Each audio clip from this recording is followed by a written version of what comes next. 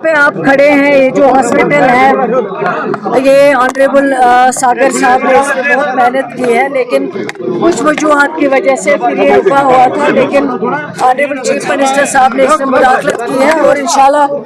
Basic जो आज हमारे यहाँ है ये इसी हॉस्पिटल को देखने के लिए और इंशाल्लाह जो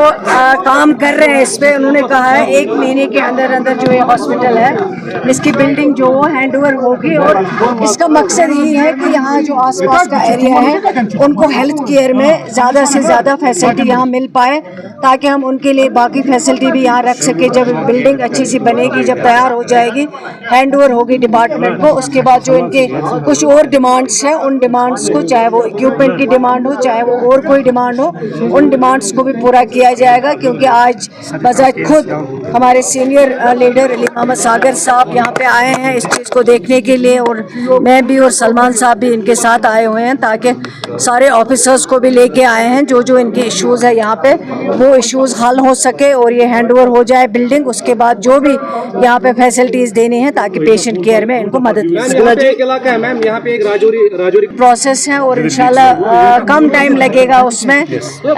लगभग महीने तक इंशाल्लाह उसको भी। सकीना जी, ये जो कल होम मिनिस्टर साहब का स्टेटमेंट आया है कि नॉर्थ ईस्ट एंटायरली अफसपा को हटाया जाएगा एक स्टेट को छोड़ के, तो क्या एक्सपेक्टेशन है जम्मू कश्मीर को लेके, क्योंकि कहा जा रहा है कि सिक्योरिटी हालात काफ़ी बेहतर हुए यहाँ पे।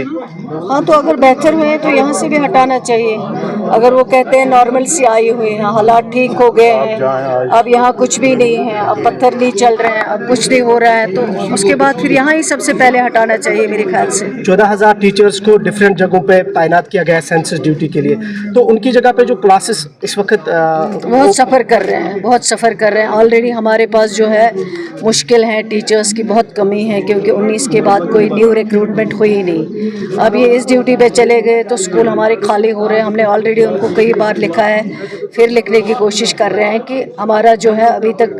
मिड सेशन चल रहा है, आगे एग्ज़ाम्स भी हैं, बच्चों की पढ़ाई सफ़र हो रही है। अगर वो कुछ और अल्टरनेट देख सकते हैं तो देखें, लेकिन उनकी भी मजबूरी है, फिर वो क्या करें, किसको लगाए, लगाना तो है किसी न किसी को। लेकिन टीचर जो है ये इम्पॉर्टेंट पोस्ट पे होता है, बच्चों की पढ़ाई सफ़र हो जाती है। कई बार हमने लिखा है, आगे भी लिखने की कोशिश करेंगे ताकि बच्चों की पढ़ाई सफ़र ना हो। चीफ मिनिस्टर साहब की जो कल प्राइम मिनिस्टर साहब से मीटिंग हुई है स्टेटहुड को लेके, तो क्या एक्सपेक्टेशन है स्टेटहुड को लेके? देखिए, 2 साल से हम कोशिश कर रहे हैं, 19, 20, 18 महीनों में हमने कोशिश की। हमारी जमात ने नेशनल कॉन्फ्रेंस से ऑनरेबल चीफ मिनिस्टर साहब ने कई बार ये डिमांड उठाई, जबकि रेजोल्यूशन भी हमने पास किया है कैबिनेट में और उसको भेजा भी है एलजी साहब के ज़रिए दिल्ली को। तो अभी तक